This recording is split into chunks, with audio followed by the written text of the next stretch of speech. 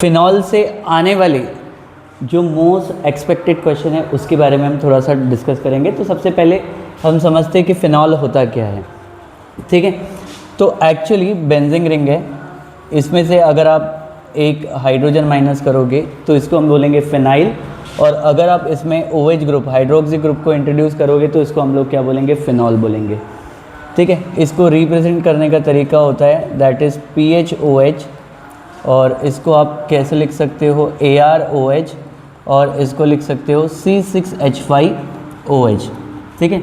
इन सबको हम लोग क्या बोलेंगे, ऐसे रिप्रेजेंटेशन को हम लोग बोलेंगे फ़िनॉल बोलेंगे, ठीक है। और एक नाम कि फ़िनॉल को हम लोग क्या बोलते हैं, कार्बोलिक एसिड भी बोलते हैं। फ़िनॉल को कार्बोलिक एसिड भी बोलते हैं। अब ये कार्बोलिक एसिड क्यों बोलते हैं, उसका एक बहुत बड़ा रीज़न है कि phenol is found in middle oil due to acid fraction of coal tar distillate, यानी कोल टार डिस्टिलेट से भी हमको ये मिलता है due to its ability to neutralise common bases. तो ये कॉमन बेस को न्यूट्रल कर सकता है, कॉमन बेसिस को क्या कर सकता है, न्यूट्रल कर सकता है। इसलिए फ़िनॉल को हम लोग क्या बोलते हैं, कार्बोलिक एसिड कहते हैं, कि ये इंपॉर्टेंट डेफिनेशन है फ़िनॉल की, ठीक है। तो एक बात और ध्यान में रखेंगे कि फ़िनॉल को कार्बोलिक एसिड भी बोलते हैं। तो इसमें एक रिएक्शन है, हम लोग इसके बारे में डिस्कस करेंगे कि जब फ़िनॉल का नाइट्रेशन करते हैं हम लोग, सबसे पहले फ़िनॉल का जो रिएक्शन करेंगे हम लोग नाइट्रेशन, फ़िनॉल का करेंगे नाइट्रेशन, ठीक है। तो नाइट्रेशन हमारे पास में एक कंडीशन है, वो नाइट्रेशन है हम लोग करेंगे डाइल्यूट HNO3 के साथ। किसके साथ में नाइट्रेशन करेंगे, डाइल्यूट HNO3 के साथ हम लोग इसका नाइट्रेशन करेंगे। तो फ़िनॉल का हम लोग जब डाइल्यूट HNO3 के साथ नाइट्रेशन करेंगे फ़िनॉल, उसको हम लोग क्या बोलेंगे, कार्बोलिक एसिड भी बोलेंगे। फ़िनॉल को हम लोग क्या बोलेंगे, कार्बोलिक एसिड भी बोलेंगे। इसका रिएक्शन डाइल्यूट HNO3 के साथ करेंगे, डाइल्यूट HNO3। तो नाइट्रेशन में एक्चुअली होता क्या है कि introduction of NO2 group on the ring, nitration में क्या होता है, NO2 ग्रुप रिंग पर आती है, क्लियर है। तो यहाँ पर दो आइसोमर्स मिलेंगे हमको, एक मिलेगा सबसे पहले, ठीक है, पारा नाइट्रोफिनॉल, एक हमको क्या मिलेगा, पैरा नाइट्रोफिनॉल, और दूसरा हमको क्या मिलेगा, ऑर्थो नाइट्रोफिनॉल, ठीक है। एक हमको क्या मिलेगा, पैरा नाइट्रोफिनॉल, और दूसरा हमको क्या मिलेगा, ऑर्थो नाइट्रोफिनॉल। तो ये क्या हो गया, इसको हम लोग क्या बोलेंगे, पैरा नाइट्रोफिनॉल, ठीक है। और ये बन गया हमारे पास में ऑर्थो नाइट्रोफिनॉल, ऑर्थो नाइट्रोफिनॉल, ठीक है। तो IUPAC नेम में भी हम बोलेंगे 4 नाइट्रोफिनॉल, ठीक है। IUPAC नेम क्या हो गया, 4 नाइट्रोफिनॉल, ठीक है। और यहाँ पे हमारे पास में बना 2 नाइट्रोफिनॉल, 2 नाइट्रोफिनॉल, ठीक है, दैट इज़ 4 नाइट्रोफिनॉल, और यहाँ पे क्या बना, 2 नाइट्रोफिनॉल। अब एक इम्पॉर्टेंट, ये जो दो आइसोमर्स बने हैं, ठीक है, ये जो दो आइसोमर्स बने हैं, ठीक है, पैरा नाइट्रोफिनॉल और ऑर्थो नाइट्रोफिनॉल, 4 नाइट्रोफिनॉल और 2 नाइट्रोफिनॉल, इनके ऊपर में बहुत ज़्यादा क्वेश्चंस आते हैं। कि दो क्वेश्चन बड़े इंपॉर्टेंट है स्टेटमेंट बेस, कि एक क्वेश्चन अभी हमारे पास में जो बहुत इंपॉर्टेंट आता है कि पैरा नाइट्रोफिनॉल जो है, ठीक है, पैरा नाइट्रोफिनॉल जो है वो लेस वोलेटाइल है ऑर्थो नाइट्रोफिनॉल से। पैरा नाइट्रोफिनॉल लेस वोलेटाइल है किससे, ऑर्थो नाइट्रोफिनॉल से। क्वेश्चन फिर बहुत इंपॉर्टेंट है, रिपीट कर रहा हूँ, पैरा नाइट्रोफिनॉल लेस वोलेटाइल है ऑर्थो नाइट्रोफिनॉल से, या इसको ऐसा बोल सकते हैं कि ऑर्थो नाइट्रोफिनॉल मोर वोलेटाइल देन पैरा नाइट्रोफिनॉल। तो इसके बारे में थोड़ा सा कॉन्सेप्ट समझते हैं, वोलेटिलिटी के ऊपर में, किसके ऊपर में, वोलेटिलिटी के ऊपर में। तो ये क्वेश्चन बहुत बार रिपीट मिला है कि स्टेटमेंट आता है para nitrophenol, para nitrophenol less volatile है, लेस वोलेटाइल है किससे, ऑर्थो नाइट्रोफिनॉल से, लेस वोलेटाइल है किससे, ऑर्थो नाइट्रोफिनॉल से। तो थोड़ा कंपैरेटिव वे में हम बात करेंगे। तो अभी हम एक स्ट्रक्चर बनाएंगे जिसको बोलेंगे हम लोग पैरा नाइट्रोफिनॉल, ठीक है, स्ट्रक्चर बनाएंगे जिसको हम बोलेंगे पैरा नाइट्रोफिनॉल। तो यहाँ पे मैं क्या लिख रहा हूँ, OH ग्रुप फिनॉल, ठीक है, और यहाँ पे क्या है, NO2, N double bond O, और यहाँ पे क्या होगा, O नेगेटिव, ठीक है, दिस इज़ पैरा नाइट्रोफिनॉल। और फिर दूसरा मैं और एक जो है पैरा नाइट्रोफिनॉल का स्ट्रक्चर बनाता हूँ, ठीक है, यहाँ पे क्या होगा O, और यहाँ पे क्या होगा H, ठीक है, और यहाँ पे क्या होगा N डबल बॉन्ड O, और यहाँ पे क्या आएगा O नेगेटिव। तो ये दो पैरा नाइट्रोफिनॉल के मॉलिक्यूल है। तो होता क्या है कि वोलेटिलिटी की कॉन्सेप्ट है कि अगर मैं बात करूँ कि पैरा नाइट्रोफिनॉल ठीक है। लेस वोलेटाइल क्यों है? अब ये रीज़न है कि ये लेस वोलेटाइल क्यों है, इसका प्रॉपरली हमको रीज़न जानना पड़ेगा। तो एक सिंपल सी बात है, एक बात आप यहाँ पे ध्यान देंगे कि जब अगर मैं ये बात कर रहा हूँ वोलेटिलिटी की ऊपर में, ठीक है, तो उसका मतलब ये अपना जो लिक्विड का बॉन्ड तोड़ के वेपर फेस में जाएंगे, ठीक है, लिक्विड का बॉन्ड तोड़ के वेपर फेस में जाएंगे। तो पैरा नाइट्रोफिनॉल लेस वोलेटाइल क्यों होता है, उसके पीछे का रीज़न जानेंगे। तो इसमें होता क्या है कि जब पैरा नाइट्रोफिनॉल है, ठीक है, यहाँ पर देखो नाइट्रो ग्रुप लगा है, nitro group strong electron withdrawing group है, और यहाँ पे दूसरे, ठीक है, OH ग्रुप के दूसरे पैरा नाइट्रोफिनॉल के OH ग्रुप के हाइड्रोजन के साथ ये बनाता है इंटरमॉलिक्यूलर हाइड्रोजन बॉन्डिंग। क्या बनाता है? Intermolecular hydrogen bonding. Intermolecular hydrogen bonding बनाता है। क्या बनाता है? Intermolecular hydrogen bonding. तो इसका मतलब कैसा हो गया कि एक फिनॉल का मॉलिक्यूल है, यानी अगर हम देखेंगे पैरा नाइट्रोफिनॉल है, दूसरा पैरा नाइट्रोफिनॉल है, तो इनके बीच में क्या बन गया? इंटरमॉलिक्यूलर हाइड्रोजन बॉन्डिंग बनी। तो इंटरमॉलिक्यूलर हाइड्रोजन बॉन्डिंग अगर बन गई तो इस बॉन्ड को तोड़ना थोड़ा सा डिफिकल्ट हो जाता है। तो ये क्या हो जाएगा, इसको वेपर बनाने में थोड़ा टाइम लगेगा, इसको वेपर बनाने में टाइम लगेगा। तो इसको वेपर बनाने में टाइम लगेगा तो उसका मतलब क्या? वेपराइज होने में टाइम लगेगा। तो उसका मतलब क्या हो जाएगा? ऑफकोर्सली ये लेस वोलेटाइल हो जाएगा। क्या हो जाएगा? Less volatile. तो ऑन हम उसके दूसरे कंपैरिजन में देखेंगे कि ऑर्थोनाइट्रोफिनॉल जो है वो क्यों जल्दी वोलेटिलिटी के कॉन्सेप्ट में आ जाता है। तो एक स्ट्रक्चर देखते हैं हम लोग ऑर्थोनाइट्रोफिनॉल।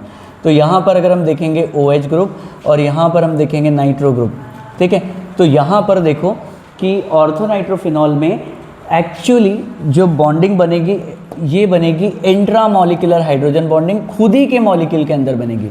तो इसको हम लोग क्या बोलेंगे? इंट्रामॉलिक्यूलर हाइड्रोजन बॉन्डिंग बोलेंगे, हाइड्रोजन बॉन्डिंग। तो ये बॉन्डिंग जो है वो खुद ही के अंदर बनी है। तो इसका मतलब यहाँ पर कैसा है कि वो फ़र्क नहीं पड़ रहा, लेकिन मेन कैसा है कि जो पैरा नाइट्रोफिनॉल के केस में क्या हो रहा था कि दो मॉलिक्यूल के बीच में, तो इस मॉलिक्यूल को वेपराइज होकर अगर बाहर जाना है तो उसको हाइड्रोजन बॉन्डिंग खींच के लेके आ रही है। तो उसका मतलब क्या है कि हाइड्रोजन बॉन्डिंग की वजह से ये लेस वोलेटाइल हो रहा है।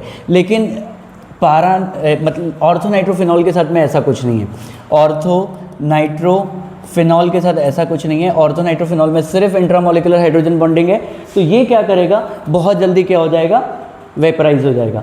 तो यही बहुत बड़ा रीज़न है कि पैरा नाइट्रोफिनॉल लेस वोलेटाइल है और ऑर्थोनाइट्रोफिनॉल जो है वो मोर वोलेटाइल है। ठीक है, तो ये वोलेटिलिटी के ऊपर का कॉन्सेप्ट था। और एक बड़ी स्टेटमेंट बड़ी इंपॉर्टेंट आती है, तो अभी आपको ये समझ में आ गया होगा कि ये स्टेटमेंट पे बिल्कुल प्रॉपरली ध्यान में रखना कि पैरा नाइट्रोफिनॉल ठीक है क्या है? लेस वोलेटाइल है। लेस वोलेटाइल है किससे? ऑर्थोनाइट्रोफिनॉल से। ठीक है, और स्टेटमेंट ऐसा भी आएगा कि ऑर्थोनाइट्रोफिनॉल ठीक है, ये जो है ये मोर वोलेटाइल है पैरा नाइट्रोफिनॉल से।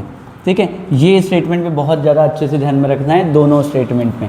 तो इसमें बस इंपॉर्टेंट बात ये है कि पैरा नाइट्रोफिनॉल की जब भी आप बात करोगे तो आप क्या बोलोगे? इसमें इंटरमॉलिक्यूलर हाइड्रोजन बॉन्डिंग थी सबसे इंपॉर्टेंट। ठीक है, और इसलिए ये क्या था? लेस वोलेटाइल था। और अगर आप ऑर्थोनाइट्रोफिनॉल की बात करोगे इसमें इंट्रामॉलिक्यूलर हाइड्रोजन बॉन्डिंग थी, तो इसको एक एक्स्ट्रा की हाइड्रोजन बॉन्ड नहीं तोड़नी थी। इंट्रामॉलिक्यूलर हाइड्रोजन बॉन्डिंग में ये क्या हो जाएगा? मोर वोलेटाइल हो जाएगा। तो ये दो बड़े स्टेटमेंट बड़े इंपॉर्टेंट है यहाँ पर। और उसके बाद एक और, ठीक है, इसमें अगर हम ध्यान रखेंगे कि सबसे जो इम्पोर्टेंट है इन्हीं के आइसोमर्स में एक और कंपैरिजन आती है। ठीक है, अब ये इसका मैं सेकंड क्वेश्चन बता रहा हूँ आपको इसी आइसोमर्स में, कि ये मैं बता रहा हूँ सबसे पहले कि पैरा ठीक है नाइट्रोफिनॉल है, और एक और स्टेटमेंट यहाँ पे मैं बता रहा हूँ कि ये है ऑर्थोनाइट्रोफिनॉल है। ऑर्थोनाइट्रोफिनॉल है। ठीक है, तो एक इनके जो क्वेश्चन आता है वो आता है एसिडिक स्ट्रेंथ पर। किस पे आता है? एसिडिक स्ट्रेंथ पे क्वेश्चन आता है।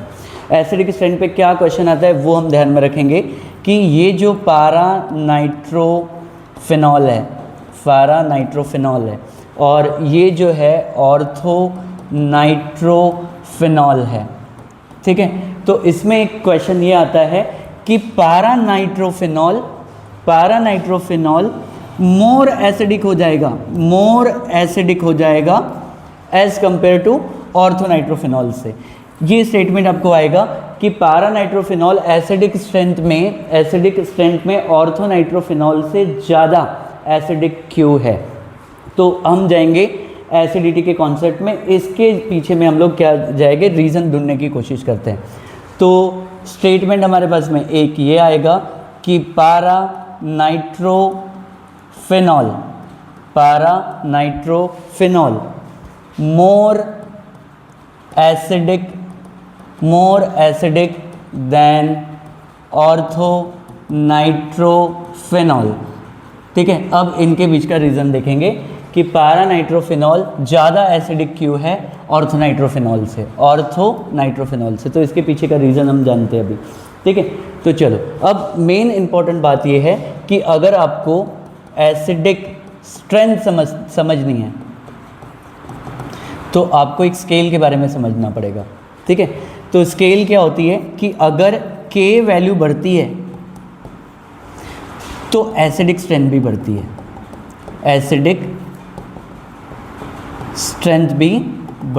अगर K वैल्यू बढ़ती है तो एसिडिक स्ट्रेंथ भी बढ़ती है। क्लियर है। और अगर pKa वैल्यू घटती है तो एसिडिक स्ट्रेंथ क्या होती है, बढ़ती है। तो पहले तो ये एसिडिक स्ट्रेंथ में दो स्केल को समझेंगे। तो K वैल्यू बढ़ेगी तो एसिडिक स्ट्रेंथ बढ़ेगी, pK वैल्यू घटेगी तो एसिडिक स्ट्रेंथ बढ़ेगी। तो इसका मतलब सिंपल सी बात है कि पारा नाइट्रोफिनॉल की K वैल्यू ज़्यादा होगी, pK वैल्यू कम होगी, तभी तो ये ज़्यादा एसिडिक होगा। ठीक है, लेकिन इसके पीछे और एक रीज़न है। तो ये तो रीज़न है ही है कि K वैल्यू बढ़ेगी तो एसिडिक स्ट्रेंथ बढ़ेगी। वैसे अगर मैं बता दूं कि जो फिनॉल जो है ना वो एक्चुअली नॉर्मल, अगर हम फिनॉल की बात करेंगे जिसमें सब्स्टिट्यूशन नहीं है, तो फिनॉल वैसे भी क्या होता है कि लेस एसिडिक ही होगा। लेकिन मेन अगर इस पर कोई इलेक्ट्रॉन विड्रॉइंग ग्रुप आ जाए, लाइक नाइट्रो ग्रुप आ जाए, तो नाइट्रो ग्रुप की वजह से उसकी एसिडिक स्ट्रेंथ बढ़ जाती है। क्लियर है, इलेक्ट्रॉन विड्रॉइंग ग्रुप क्या करते हैं, उसकी एसिडिक स्ट्रेंथ को बढ़ाते हैं। तो अभी हम एक स्ट्रक्चर देखते हैं सबसे पहले पारा नाइट्रोफिनॉल के बारे में। तो यहाँ पे OH ग्रुप है और यहाँ पे हम देखेंगे NO2, that is N double bond O negative. Clear है, तो उसका मतलब ये वाली जो ग्रुप है इसको अभी हम लोग क्या बोलेंगे, यहाँ पे -M ग्रुप लगी हुई है। यहाँ पे कौन सी ग्रुप है, -M ग्रुप लगी हुई है। और फिर यहाँ पे अगर मैं बात करूँगा, ठीक है, ऑर्थोनाइट्रोफिनॉल की, दैट इज़ OH, और यहाँ पे क्या होगा N डबल बॉन्ड O, और यहाँ पे क्या होगा O नेगेटिव। तो किसी भी एसिड की एसिडिक स्ट्रेंथ तो -M कहाँ पे लगी है, ऑर्थो पे, और ऑर्थो पे अगर वो इफेक्ट लगती है तो उसका मतलब ऑर्थो इफेक्ट भी बोलेंगे। और ये जो हाइड्रोजन है वो बहुत जल्दी क्या हो जाएगा, रिलीज़ होना चाहिए, क्योंकि बहुत पास इफेक्ट लगी हुई है कहाँ पे, ऑर्थो पे। तो यहाँ पे जो इफेक्ट लगी हुई है वो कहाँ पे, पारा पे लगी हुई है, नंबर 4 के कार्बन पे लगी हुई है, नंबर 1, नंबर 2, नंबर 3, नंबर 4 के कार्बन पे लगी है। और यहाँ पे जो इफेक्ट लग रही है वो कहाँ पे लग रही है, नंबर 2 पे लग रही है। तो EWG ग्रुप जो है, इलेक्ट्रॉन विड्रॉइंग ग्रुप, यहाँ पे भी अगर मैं देखूँ EWG ग्रुप -M ग्रुप जो है वो कहाँ पे लगा है, पारा पे लगा है। तो उसका मतलब क्वेश्चन के हिसाब से तो ये तो ज़्यादा एसिडिक होना चाहिए।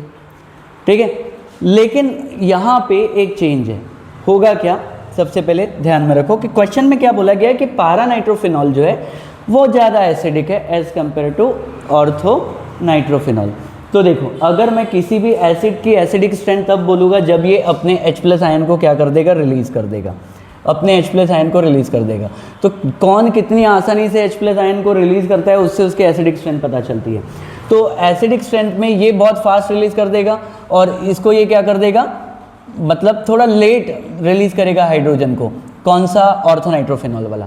तो रीज़न क्या है, देखो कि यहाँ पर जब मैं बात कर रहा हूँ ऑर्थोनाइट्रोफिनॉल की, अगर मैं बात कर रहा हूँ ऑर्थोनाइट्रोफिनॉल की, तो ऑर्थोनाइट्रोफिनॉल में ये जो हाइड्रोजन बॉन्ड है, नाइट्रोजन यहाँ पे NO2 ग्रुप के साथ में मिलकर क्या बना रहा है, इंट्रा इंट्रामॉलिक्यूलर हाइड्रोजन बॉन्डिंग बना रहा है।